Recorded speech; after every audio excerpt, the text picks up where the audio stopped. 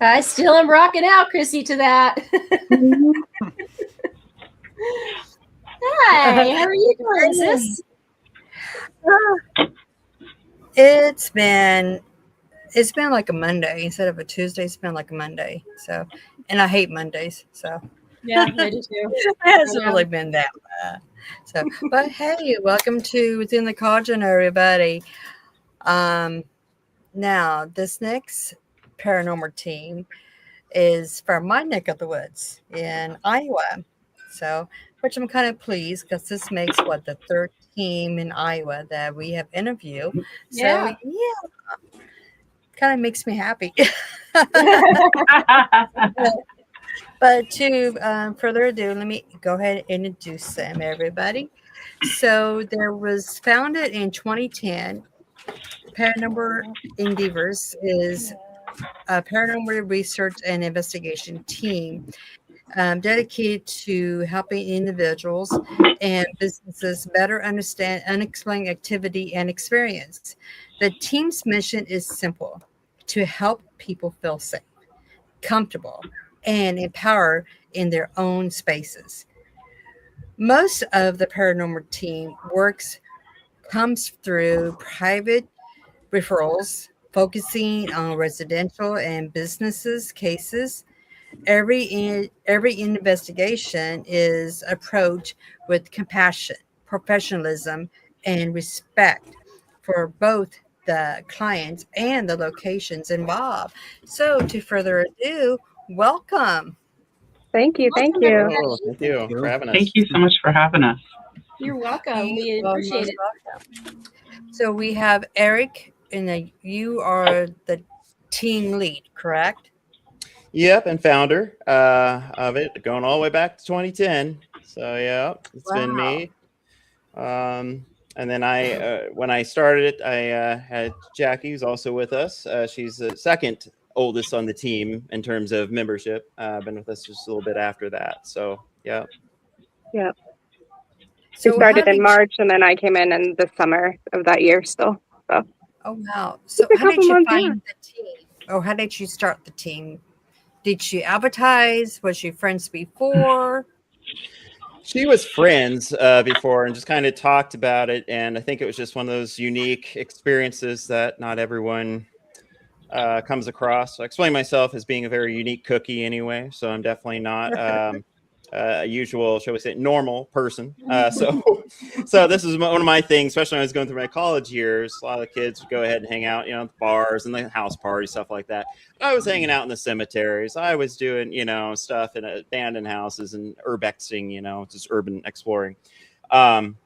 So I talked to her about it. It was basically mutual interest. And I don't know what she thought at the time, if she was like, wow, but she's been here the whole time, so she must love it. Oh yeah. I always joke about the whole we're gonna be old and still doing different cases and still investigating, even in wheelchairs Yeah. and I have my stuff. wheelchair out there. Yeah. Yeah. Oh yeah. It's gonna be dual. Each It'll other be in the electric and wheelchair. oh yeah. Yeah. And Kane, when did you come into the picture? Out of everyone here, I am technically one of the recent. It's been maybe, gosh, I'm actually very terrible at gauging that time frame. Almost a year. A year, yeah. It's only been just roughly a year. So I haven't been to many of the actual excursions, but I've had a lot of I've had some hands-on situations, and I've been able to do some data analysis and stuff. So that was a lot of fun in its own way. Wow, cool. And how about you, Miss Sadona? I joined the team. Oh geez, what year was that, Captain? 2017, because we met you at Keeper of the Data event. Yeah. Well, that's what I was going to get into is the story, but I can't remember when. I actually met them at one of their presentations, one of their public talks that they gave. I went with some girlfriends to one of their public talks. They were like, hey, we should go check this out. This seems like just up your alley, Sedona. And as soon as I saw them and met them, Miss Mary and I were staring each other down the entire event. And I immediately walked up afterwards and was like, okay, how does someone join the team? And amazingly enough, anyone who is interested in something like that, you begin by contacting the team. That's how it starts. Eric does an interview. We begin with an interview process. We vet potential members. Then we take them on a shadow case with us, and then progress from there to see if it's a good fit for the team. Wow. Yeah. So that's, I went through that process and I made it onto the team. From there, I eventually got to become a case manager. And then from there, I've gotten the opportunity to continue to grow in my role with the team and within our organization and its growth. So yeah. Yeah. Wow, that's awesome. I like, Eric, that you do interviews, that you screen people. That's really good, because I know some teams that just like, come and join us, and it can go iffy. Yes. We have to do that vetting process to Yeah. kind of make sure that the chemistry, because we're family too as a team, and we want to have someone that fits in and goes well with us, and the fact that we also want to decontaminate, as I call it, if it's somebody who's never had paranormal experience at all on a team front. To make sure that they're not going off of Hollywood says, or demon this, demon that, stuff like that. So we want to make sure that that's not how they're programmed.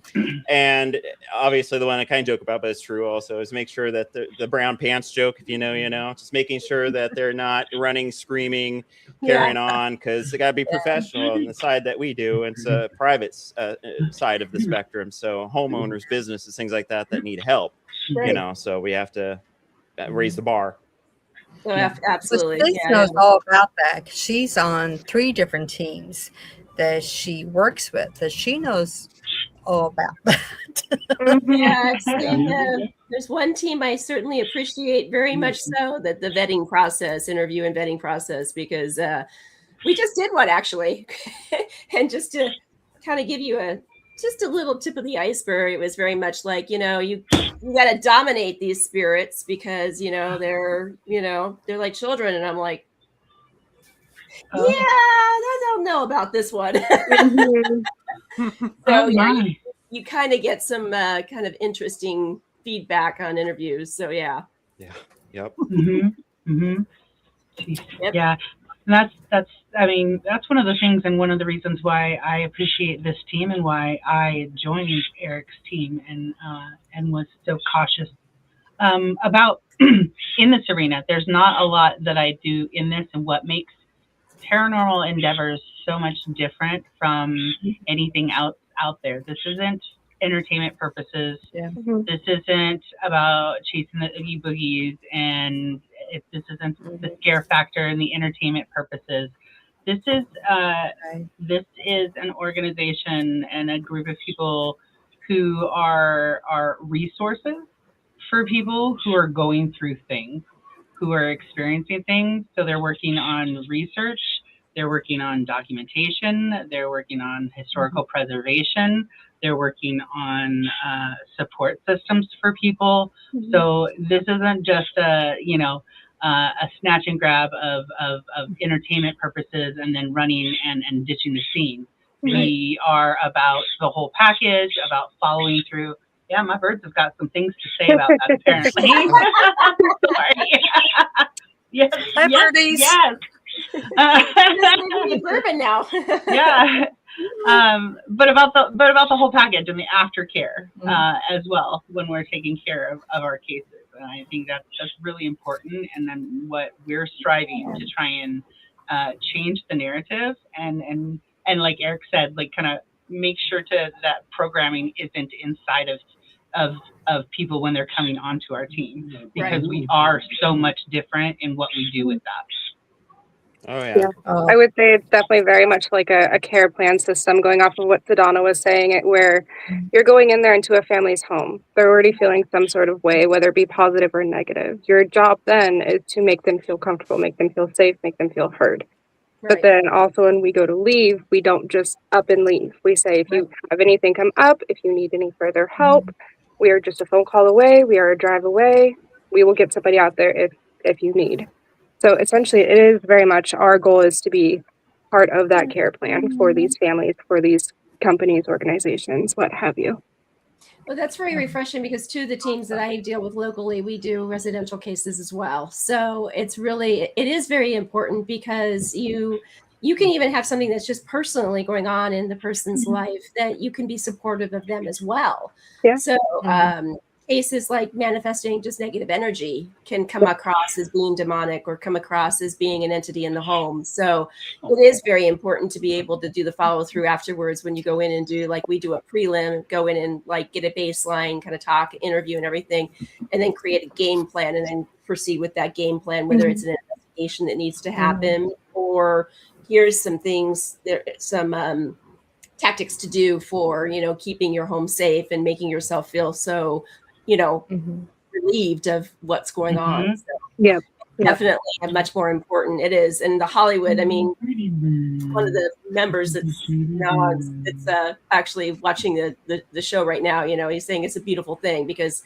we're about that too. It's more about paranormal investigation, not ghost hunting, it's a totally different phrase to be able to use it. Yeah. And then the ones that get a little too bored because there's not enough levitation going on, not enough blood dripping from the walls going on, then we know you're not going to fit with us. I mean, exactly. Good luck to you, but you're not with us. Yeah, precisely. Yeah, that's not what we're trying to accomplish. Right. No. So let me ask you guys, what is a location that you would like to go on that's on your bucket list? I'll let you guys go because I have a few different ones. I'm trying to narrow it down in my mind.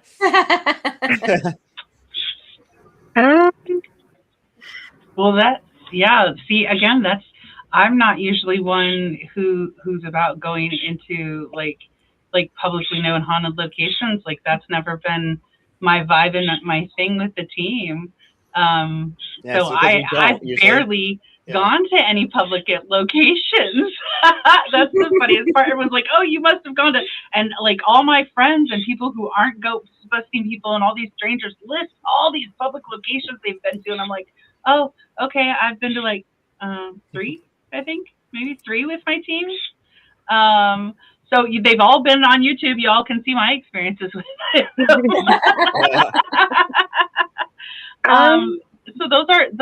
that's so crazy. So yeah, I would say, so like our team went to Waverly over in Kentucky.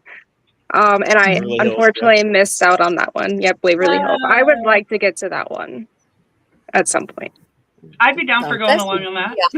Yeah, you would have to. How we had to coordinate it was the 2 other teams at the time because the place is so large and the way they do it there. Tina was so nice to work with, and I would definitely love to take my team back sometime. It's nice to be able to do some of those ones just to kind of get a vibe on them. Like I purposely, if I'm doing anything that would be like that kind of a investigation, I actually like more untapped locations. It's not like it. Trust me, I want to go to Waverly Hills to experience it as a medium, but I love the locations that are untapped that haven't been investigated. And aren't entertainment. You go in and you actually get your own data and you find out your own. You finding out the research of who was actually there. I like that much more than like the public places. Agreed. And that's actually where we got our best evidence is places that they're not open to the public. Yeah. Right. Exactly. Yes. I agree to that too. Yes, especially. How about your favorite location that you've been to on your cases? Or maybe the scariest. Maybe the ones like oh my god, most active. Happening. Yeah, like the most active. Yeah. Let's see. I was going to say probably my shadow case. My shadow case would have been the Opera House in Walnut. Yep, in Walnut, Iowa. that one. Yeah. Because this was my first time going out with these people, and I like barely knew them, and you know, kind of coming out of the closet still with my abilities with all these strangers. And so to after the fact, I was feeling some kind of things, and I excused myself out of the building. And then later to watch the episode and to see that they had caught EVPs at the moment I was experiencing something, and moved myself out of the building, and to have that moment of evidence of what I was experiencing in that moment, that was the moment that sealed it for me. And I was just like, yeah, yeah, this, I found my peeps. I found what I'm supposed to be doing. I have the evidence now to prove the things that I've been experiencing. Y'all can't tell me nothing no more. This is it right here. This is life. Wow. I would say, and piggyback off of the last one that came to mind to the last question, Queen Mary in Long Beach. I would love to get out there. That's my own selfish needs. So I like maritime stuff too. I'm a nerd, but I would say most active case that we had probably in chapter 5, still to this day, you know what I'm thinking of. It's a private residence we had. It was trying. It's very little actually is like scary. We still get shocked, kind of jump scared, as you will. Maybe you turn around and you see like that formation standing like right behind you. Whoa! But nothing that really is scary. But this case tested us. It was definitely a stronger entity that tried to get us out quickly. Made one investigator get really sick out of nowhere. Just couldn't explain it. It wasn't something that he ate. Wasn't anything like that. Caused another one to get really, really deeply emotional. We had to step outside, regroup, and it made her even more determined. That's the kind of investigator that we like. More determined, get back into the fight, so to speak, and go back in there for this family. And it's just one of those things that left a very lasting impression. But the clients are very thankful that a team like ours could go into to deal with that. So. Wow. Well, we have a Marine Kitty, YT. She says she'll be moving close to Beverly Hills soon. Oh, nice. And That's fun. actually, the locals just call it the Hill. The Hill. Yep, I've heard that. The Hill. Yeah, that's interesting. Well, I hope that you get to investigate a Marine Kitty and send us some details when you do. We'd love to hear that. So with the cases you have and been to, done for different folks and everything, have you ever I'm sure you have come across someone that says, oh, it's haunted like crazy, but actually it's not. They just think it is.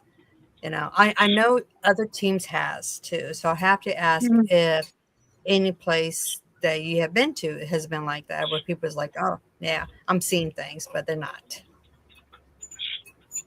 Oh yeah. Yeah. A lot of them actually end up being kind of like that. That's why anytime we give the case briefing, I always remind everyone to keep an open mind, kind of take what they're saying with a grain of salt, because we're only seeing it, only hearing at that point. Maybe it would be a case manager like Sadona has only heard the initial reports of it, and then we don't know fully until we get there. Sometimes there's a mental health aspect that could be involved in this, which is a big one that a lot of people overlook because it's more entertaining for it to be an entity. But of course, it's possession. Yeah, exactly. Or it's something that is just one of the good old fashioned, explanations, like, old pipes. It's an old building, something, rodents in the walls, different things like that. So yeah, it seems like almost a majority of them, at least at time of visit, not to discredit, maybe they did have something go on, but at time of our visit, we find it to be something a little less or something much smaller than initial reported. And do you feel like they're disappointed? Sometimes yes. Sometimes we've had one that was actually kind of angry Oh, at our findings. So Mm. that again kind of comes with the territory. Well, a couple that come to mind. One that was a client that was seeing all these faces and photos. It was clearly just a matrixing effect, dust and different things grouping together. And she was showing us these, like, look at this. You see this face? There's a face here. There's a face here. And we're just, be professional. We're just like, that's sort of how I approach it.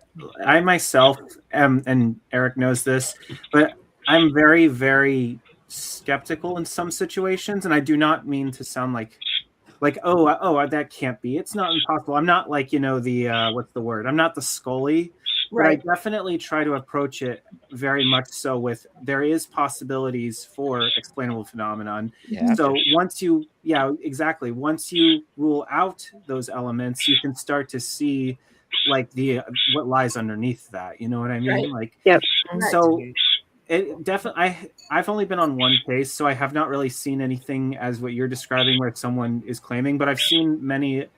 I've had discussions with Eric concerning that, and I've also seen it even on just like when you watch general like TV shows, like or whatever, where where they try and find a fantastical edge, but it's just like, okay, guys, dial it back just a tear.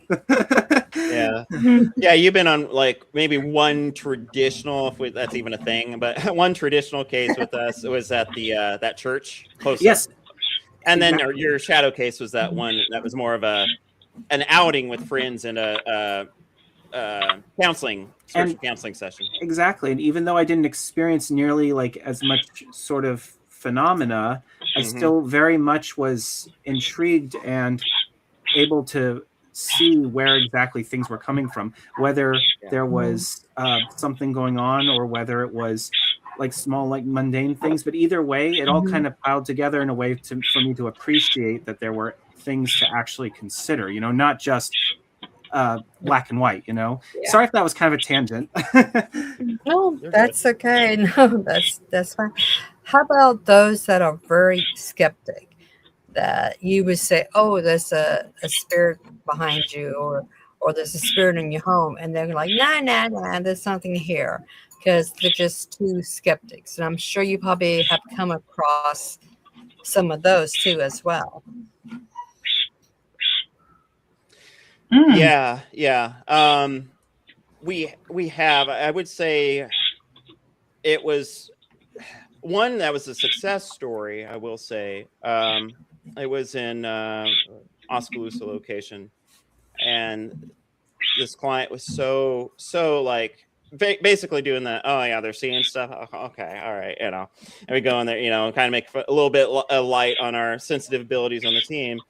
But when we were getting some stuff, then along with matching up with the equipment, started to be a little bit more like, okay, all right, I'll give him that, and it was just kind of one of those moments where, we were picking up on some stuff too that we wouldn't even know, about some family had passed on of his, and that was kind of one of those stories that kind of turned a diehard skeptic into well, maybe there's something going on here. And that's okay. I mean, our job's not to persuade or tell, make clients believers, and stuff, but I'm satisfied with that because everyone's free to believe whatever that they want to believe, Well, yeah, that's true.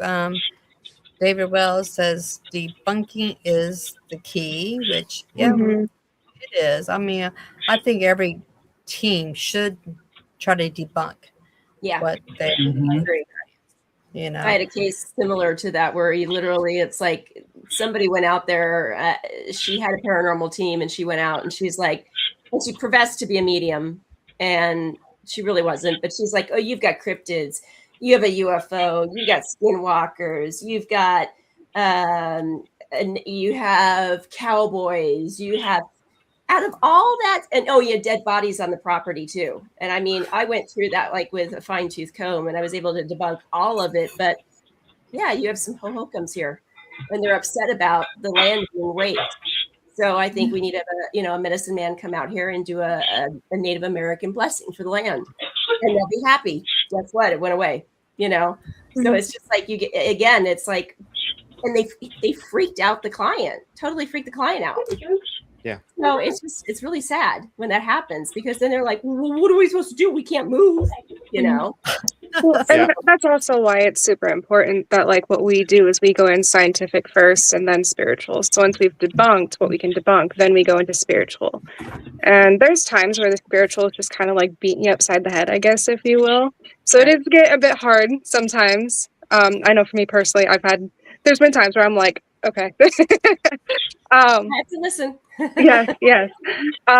But it's also a big part of why it's so important not to put all your eggs in one basket per se when you're talking with the client. When you're sitting here, like you can't just go up to the client and be like, it's exactly this, because then if you're going over like evidence review, like what we do, and then you're giving it back to them and showing them the evidence, and that's not lining up with what you're initially saying, then it basically completely just takes everything else out of the picture, I guess, if that makes sense. Absolutely. Yeah. So it's super important to word it properly, I guess, when you're talking with your client. Like, this could be this, it could be this, but we'll have to do evidence review in order to make sure of what this is. And even then, we can go to one case, have so much activity going on, and then somebody else could come in and have something different coming on. So it's like, or going on, I guess. So you have to be careful with how solidified you're telling people what things are. Yeah, and that's why we have a couple things to kind of keep us in check to piggyback off of that. One thing is that we utilize a go-to bunny system, basically, where we dedicate somebody to be neutral. They have a notes and a pen, and throughout the night, if they need to move through teams or different people, get them privately aside. Since it's picking up on some information, they tell only that bunny, and they write it down. And then the rest of us throughout the night will do that too. And then it's not revealed to everyone as a group until the end of the night. And then you can see what things that are like, okay. And it validates the spiritual a bit more. And it keeps us in check. And it then can go into the case file for the client as something we can include as evidence instead of just an experience. So we like to have that incorporated as well. Yeah, exactly. Yeah. I agree. That's awesome. I have a bird situation. Two birds. One thing that's going around a lot. The other one went down. Has been talking about is para-unity. How do you feel about para-unity? Is that something that you be in for or not? I think we've personally experienced it as a team in general when we go to public locations or when we go even have private. We've had, I don't believe that they're an active team anymore, but we had another team out of Des Moines who reached out to Eric about bringing our team in to help with some training that was going on for some new recruits on his team. And I think it is super important to have para-unity in all ranges, I guess. Stop being a bird. Yeah, I think it's super important.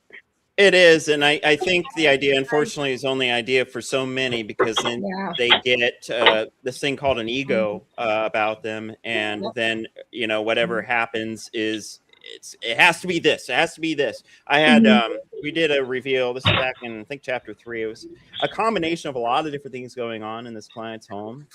And because she had called another team too, which I'm good for having a second opinion. It's fine, whatever client wants to do. However, what I wasn't good with was that the other team's founder was listening to the reveal happen in real time. And then in front of the client started talking about things that he disagreed on.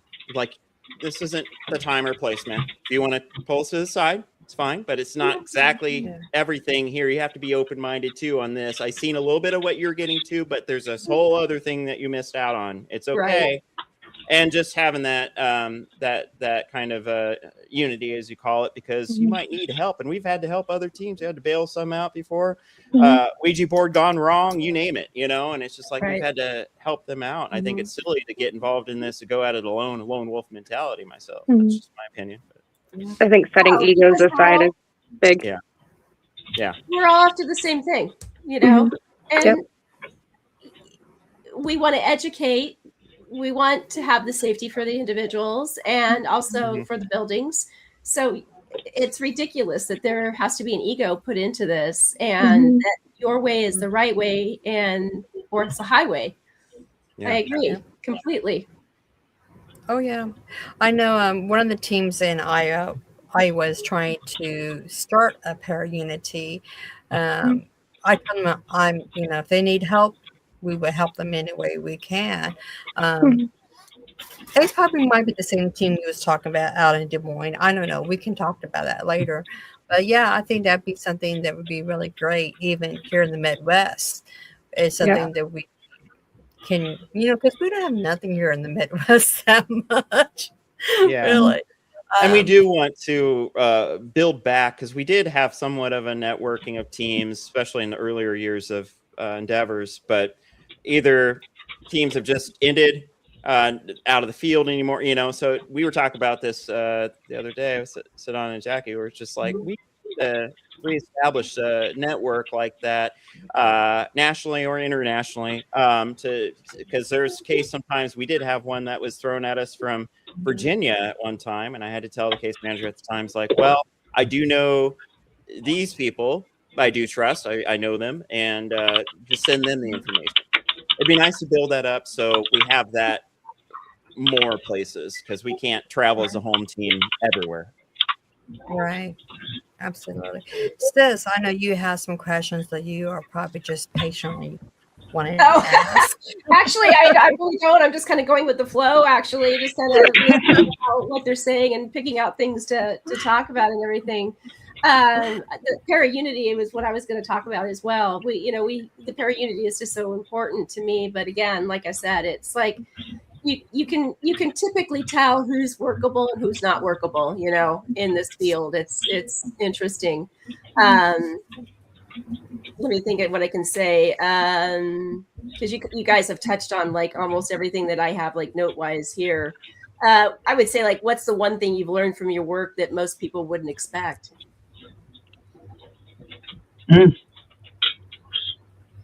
Jackie's really thinking.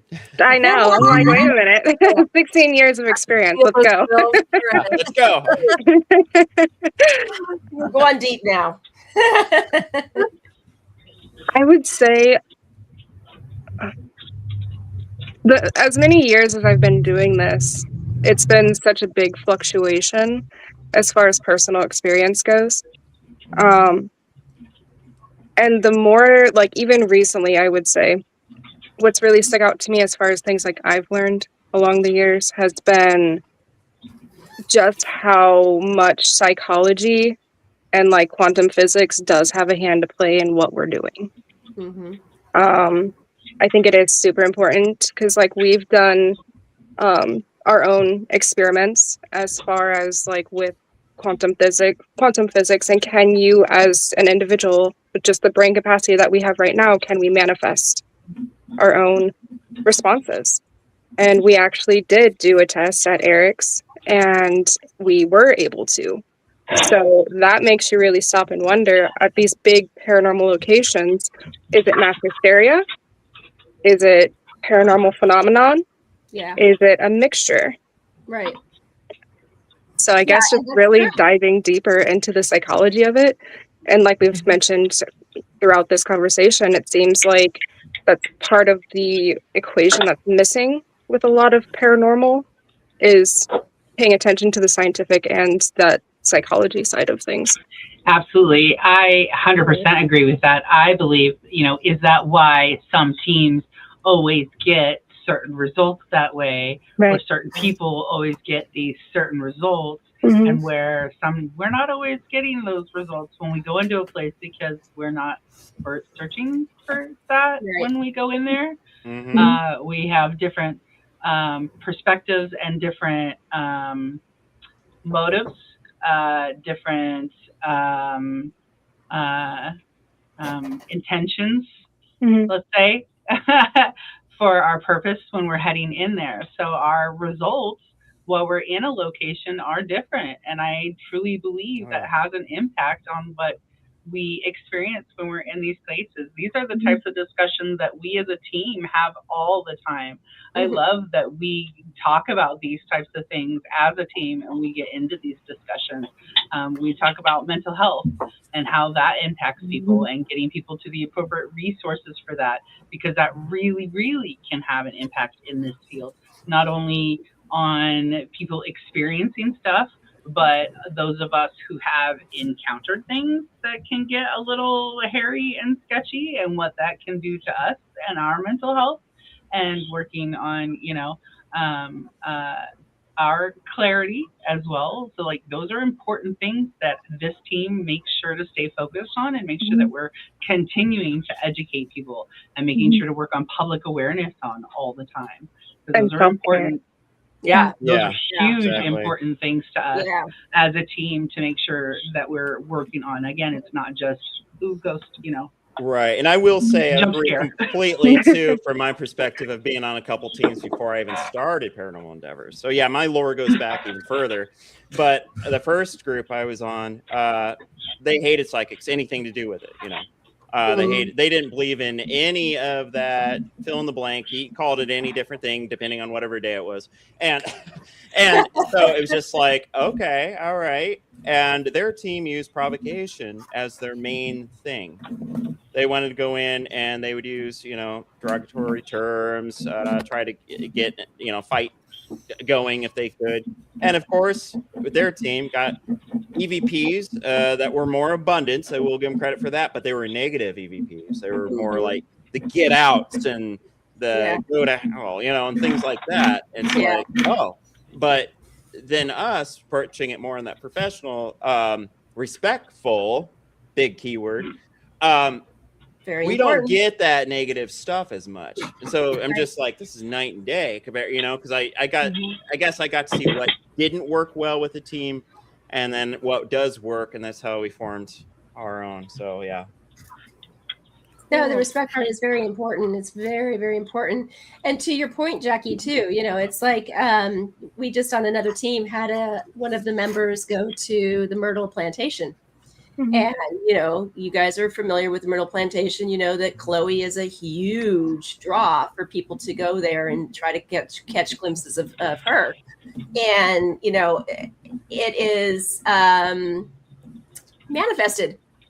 There's like no substantial evidence that states that she even was a living person or that she literally killed the family or any of that. But, again, it's kind of like Zombie Boy. If we do go to the paranormal entertainment side of it, Adam Berry and Amy did do a test run and they created Zombie Boy. And all they had to do was they go in and constantly within a certain amount of time keep talking about this particular person and continue to keep on, fueling the energy. And then all of a sudden you have yourself a manifestation of an energy level that they could say is an entity or a spirit. So the mind, and from that standpoint, the scientific, you can totally go to the quantum, the quantum theory and physics part of it, but then the medium can come in and go, what? Yeah, that's one reason I hate public places personally, because they have a lot of that and a lot of the drama in the field. Well, it happens from that side. And like Bathsheba at the Conjuring House, I don't even like calling it that. I still call it Arnold Estate because we know why. I mean, it wasn't called that really until 2013 when Warner Brothers came out with the movie. Right, correct. Anyway, Kane, you were going to say something? Well, speaking of the house, so what do you guys think about Jason actually buying the house? I don't have any reason not to like that idea. I think I'm on board with it as opposed to the competitor that he's been fighting. Yeah. And we know over on, we don't even really talk about it. But yeah, I think Jason's a lot better and more respectful. He tries to be honest and doing the right thing. And well, the key thing is Andrea reached out and pleaded to him. Right. And so he's helping it out, not just for his own personal gain. Right. But for Andrea, that's I what believe really, I hope that he'll at least keep the integrity of it. Yeah. He wants to, he wants to create, an addition to the house so that it would be like a research center and teaching more the scientific aspects of investigation. So I find that to be very appealing as a paranormal investigator myself as well, you know, to actually do that and, oh, it's not a demon. Ah, you know.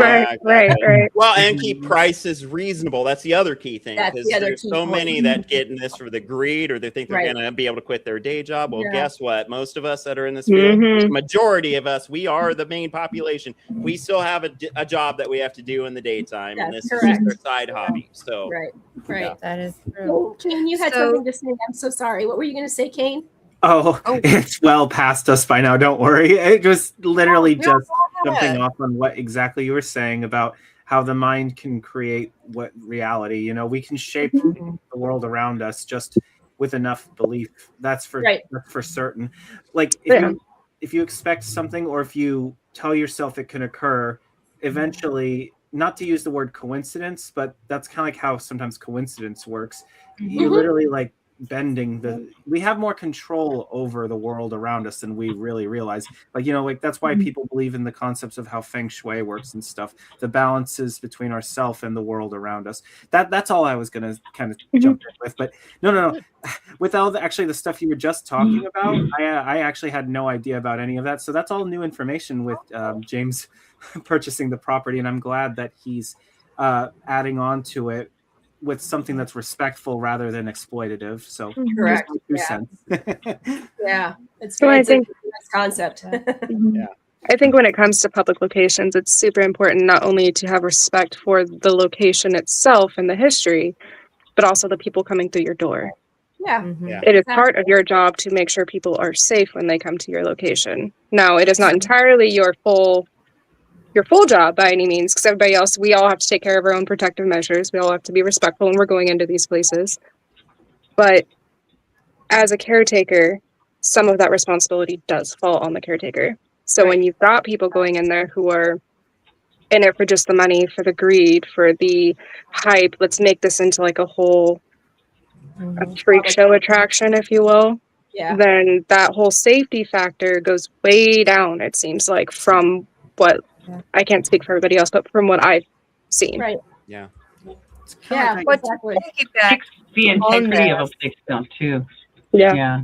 Yeah, they're right. Yeah, it takes the integrity of the building out too. So how about Annabelle at the Warrens Museum in Connecticut and everything? So do you think Annabelle actually is still there inside, you know, the spirit that's supposed to be possessed, you know, in Annabelle? Do you think she's still there, or do you think it's just kind of like a money thing? I think it's a combination of what was just said, to be honest. I think it's the manifesting of that idea to be on there, because if it was something that was actually terrifying, too dangerous to keep the guns off the streets, as they use that term in the movie, they wouldn't be going on they wouldn't be traveling around with her in public places. They would not be doing that, because it would be, you know, it's definitely. Go ahead, Sadona. You have something to say? Oh, sorry. Yeah, that just really got me. Well, because you just said keep it, you know, the phrase that you just said just brought me to, at the convention we were just at, there was a young lady that came up to Jackie and I, who has just at the, this young lady has went to the Oddities convention recently and purchased herself a possessed doll that she has just been hanging out with and chilling with life with, and then came up to Jackie and I and engaged in conversation. We were at the Chicago convention, and so the young lady and I engaged in conversation, and that was quite interesting. But I realized, that's what they're doing at these oddity fairs, is they're selling these possessed dolls to these kids, and that's a thing that's happening right now. This is a thing that's happening in the world right now. It's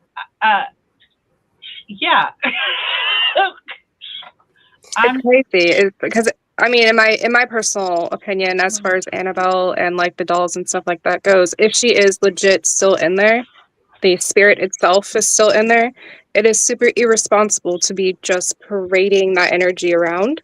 Right. Just like how I feel about the their museum, and it being things are in there for a reason. Now, do I believe everything in there is haunted? No, but there are things in there that are in there for a reason.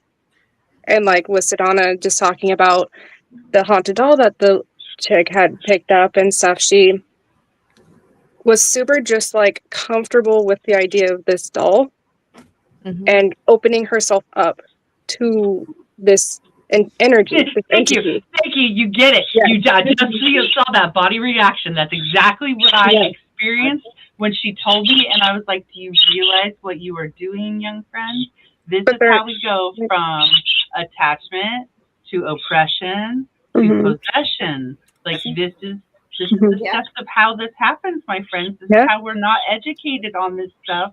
Right. And this is oh my friends. Oh my friends. Like, how do I Yeah, and unfortunately there are those people out there that want that, and that's the crazy thing in the world. I know an acquaintance out there that specifically has said it in the paranormal field. She would like to have sex with a ghost. Incubi and all that. Yeah, thank you, nice. Kate. I'm like, what makes you? Oh my God! Phew. Each their own, I guess. If that's what they want, call me vanilla. People Oh no! Oh my! Oh goodness! Field, you know, it just makes the integrity that much harder to try to elevate yourself when you go with people that are like that, you know. And then, just like what was it? I don't remember if it was Sedona or Eric or Kane that said it. Like, oh, and then they're going to call us, and then we have to bail them out. Yeah. Really? Yeah. It's because people Can want I just start? Should we just start setting up booths next to them so then that's how we start finding our clientele? Yes. We just start trailing behind them as like ambulance chasers now or something. Yeah. Like, here's my card. Here's my card. You're gonna need us. Here's my card. Right. Oh my goodness. But I don't. They're stupid. I'm so sorry to be very blunt, but they're just really ignorant. It's an invitation to chaos. I know we are going out to Salem in September, and Annabelle's supposed to be on display out there. Maybe it's just next month. I don't know. But I know some of the people that's going with us is like, are we going to go see Annabelle? And I was like, I would not give even $1 to see Annabelle, you know. And I know a lot of people in Salem, some of the residents are just like, we don't even want Annabelle here. They're very angry. Yeah. Wow. Well, and that one of the people that is like that is one of the people that we're going to have on our podcast on August 6th is Luna Ramey, and she's very prolific in the paranormal and the witchcraft world and she just made a TikTok video where she's like, all right, I'll take one for the team. You know, all you got to do is videotape me. She goes, take Annabelle out of the case and I will hold Annabelle for 10 minutes. She goes, I want to know. I want to know. Let's debunk it. Yeah. Let's do it, you know? So I was like, go girl. But I'm with Kate. That'd be really exciting. I'm like, you know, there's something to it. It was manifested. Who was it that told us? Was that Cofield Manor? What's her name? Kristen from Cofield Manor. Wasn't she the one that said that the Warrens actually wanted the doll to, in their will, be given to the Vatican? That's how. Yeah, Heather. How evil Heather they thought it was. Yeah. It needed to go to the Vatican. So she's like, for some reason, I don't understand what happened with the Spiros, but why they suddenly decided to sell it. But the idea was not to do that, to take it out. It was like the will stated to go to, and we haven't confirmed that, but that she had stated that she heard that it was supposed to go to the Vatican. So I was like, wow. Well, Chris McKinnell, the grandson of the Warrens, he's been on a few times. And, you know, he said if his grandmother was alive now, I mean, she'd just be sick because it's not to Annabelle. She's supposed to be just locked away and that's it, you know, not prancing around the United States or anything, you know, which is really quite sad because that's Lorraine's wishes that's being destroyed, you know. To any of their stuff, they didn't. That was the whole point behind them gathering the things. The same reason that we have vaults, and we will sometimes take things from sites to make sure that these items are removed from where they're at, to protect the environment, to protect the people, to make sure that they're put away, that they're kept safe, that they are, sometimes depending on the situation, that, that they are destroyed or what have you. There are certain items that need to be handled in special ways. That it is true. It is absolutely true. We've encountered things like that. That absolutely is the case. But yeah, that it, It's very true. It's astounding to me. I'm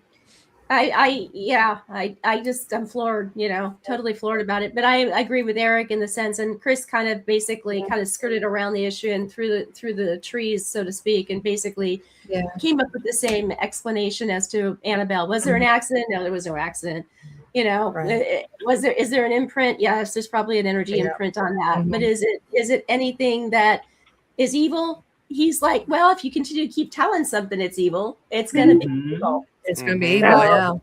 And the stories don't line up, and so many of them change over the years, and they can't find these supposed victims of sudden, deaths or mysterious tragedies. They just seem to not be in existence stuff. So, I mean, that as a baseline makes it hard for me to believe half of that stuff.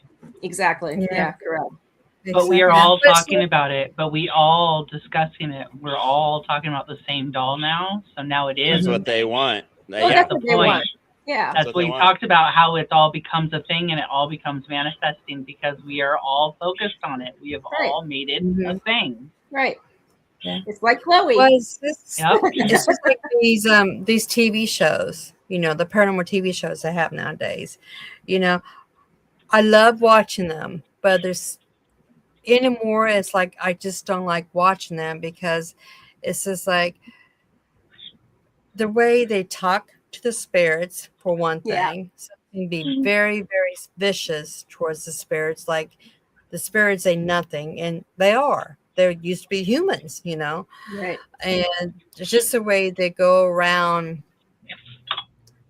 thinking something is happening when it's not, making up something because that's a TV show. That's what it's supposed to do, And so there's not very many shows that we're actually watching anymore because of that. Now, I don't know how you guys feel about that. How would you, do you feel about the same way about the TV shows they have nowadays on the paranormal? Yeah, I would say, well, of course, when I started the team, there's only a handful I could count on, and it was mostly cable networks. You had, Ghost Ventures, Ghost Hunters, Most Haunted, I think was another one. Paranormal State, I think was another one. I don't think what the fifth one was, but there was only so many of them at that time. And even then I was like, okay, this is just entertainment, ratings. Okay, I get it. Some people will believe that, though, that it is true, whatever they're seeing. But my worry is even more so like now that everyone has the capability to do, internet live stream their own videos. Everyone and their dad can go and do this or that. And I'm even more so. I thought I didn't think it was possible for me to be more like enraged than I was back then. Right. Well, I am now when I see the stuff that they do, because it's clearly doing unnecessary rituals and they don't know what they're doing. Is one reason I was upset when the ownership change at Farrar happened. A lot of us were. And I'm just like, I spent over a decade of years there. We helped find this place back. Mama Jackie, it was, bless her soul, she passed away in 2014, but she was my mentor. And I was with her team at that time, and we helped kind of find that location, go in there, and started getting the weekend thing going. And then to see it kind of go towards like demonic school, but now purchase, blah, blah. It's like, no, no, Yeah. Well, and that's like, like Chrissy, she's gone to, was it the Lizzie Borden house you were talking about? Lizzie Borden. And again, from a mediumship standpoint, and being able to talk to spirits and feel what they're feeling, I totally agree with her. Like the spirits that are in that house, if they are there, or if it's an energy imprint, I have not been there, so I can't speak of that. but they're sad because they have to day after day after day relive their death in the most brutal of fashions, an axe murderer. Yeah. You know, so Especially it's like, Andrew. Yeah, because Andrew, they have a mannequin on the couch with a sheet over his head. Sometimes they have a bloody sheet, sometimes they don't. Sometimes they have an axe with blood next to the couch, sometimes they don't. But what they always have is pictures of they're real him. life photographs. Yeah, afterwards with axe in his head, and stuff. And can you imagine being a spirit and seeing a mannequin representing yourself and seeing these pictures of yourself, after you die? I mean, that is such traumatic experience to see this day in and day out. And it's really quite sad. It really is. They can do without the mannequin. They can do without the pictures. But because it becomes a gore. It becomes like, It's a haunted. spectacle. It's disrespectful, and it's like it becomes what do they call that? I can't think of it. A haunted horror show. Right. It's less about the education. It's less about the family. It's more about gore. How can we sell gore to you? It's More bread blood. and circuses. It's all just made for others to get entertained by, and Correct. it ignores the nightmare that they are experiencing potentially, like Right. the ending cycle. And there's no real relief if you're just being tormented by visions of your own terrible demise. Like Right. it's But that's a corporation that came in. it's a nightmare. It's just it's a never-ending, repeating nightmare. Right. Well, they have to keep them stuck in that trauma in order to be able to keep them stuck there for their revenue. Of course, yeah. I mean, that's the sad part about it. And and I understand that the corporation came in and bought that one. Didn't they buy the other one too? The Villisca. yeah, the one who owns the Lizzie house owns the Axe house in Iowa. Yeah. So they both are on the same owners and stuff. Yeah. The person who gave us the tour, we was just talking afterwards, and they told us that, and it's like, wow, that's really interesting. And everything. I won't mention the name or anything, but who owns it, you can just look it up. But have you guys ever been to the Axe murder house in Iowa? I have several times. I was just going to say I'll cherish my earlier couple times there because I had the presence and the gift of Darwin actually, being there. And I could listen to this man tell the story for hours, because he was very passionate. That's the other key thing too that we didn't talk about, but someone who's passionate and in love with the location. And he was, and I don't think there'd be anyone that'll come close now, especially who owns it now. Yeah. But right, yeah. Right. Well, we towards the end of the hour. Anything that you would like to say to the audience that we have not touched base on, or any advice? do a quick round circle. Jackie, do you have anything real quick? I would say don't be afraid to reach out if you have something going on, regardless on whatever is going on. Don't be afraid to reach out to somebody. There is hope. I know a lot of times throughout the 16 years that we've experienced, or like that I've experienced this field, we have gotten a lot of, well, I'm just crazy, or I've been told I'm crazy, or I'm probably just seeing things or hearing things. And it's like, you have to take the scientific end factor, but you also take spiritual. Yeah. So don't be afraid to reach out. Yeah. And then to add on to that, I would say we do have it going across the screen on the bottom, the link tree, the Facebook, and then YouTube. So please reach out to them. Look at the YouTube, join the Facebook. Go ahead, Eric. I'm sorry. No, you're good. You're good. I was going to say don't be afraid to have people with different backgrounds, experiences on your team. Like this is more so like if you're thinking of joining a team or creating one, it works really well. Have someone with expertise of maybe Wicca, someone with expertise of a Christian background, someone with Reiki, like yours truly. Those kinds of things, because you never know when one tool aspect might be That's very beneficial in a situation where something else doesn't work. Because we've had gone in after a local preacher or pastors went in and did a blessing, had no effect, and then we go in and try different techniques, and they were like, "Oh, I could breathe again. It's so good. It feels like a home again." So it's just to have that extra knowledge and to have people with it just makes you a more well-rounded team would probably be one thing I would say. Don't bite off more than you can chew as well, because I do believe that there is demonic out there. And So it's if not you on every have, street corner, but yeah. it's not on every street corner. It is definitely not. It is not. 99% demonic demons out there. Right. But if you have any sort of inclination that you might be in over your head on something, always reach out. Do not push. Do not antagonize. Do not get aggressive.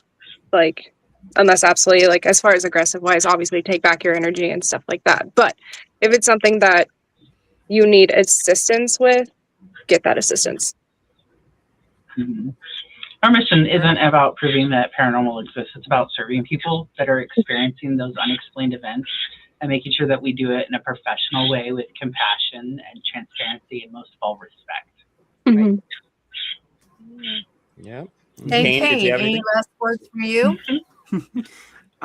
Not to sound proverbial, but I'll just simply say that, and this is something I just kind of been thinking about, but just truth and illusion, they're like two lines that can converge. So I'd say just don't let doubt dictate your being in those situations, and approach what is true for you and decide for yourself how to move forward. I agree. You know to you. everything. Yeah. You know you. You know your home. You know what's going on in your space. Very Yeah. true. And just trust your instincts, you know? Well, awesome. All you guys stay behind while we end the show. I just want to say, everybody, please jump over to their YouTube, to their Linktree, and to their Facebook and join and talk to them. And also jump over to Within the Cauldron and our sister channel Behind the Witch's Veil. Subscribe, share, and like. And until next time, many blessings, everybody. Have a good night. Good night, everyone. Thank you. Bye. Thank you.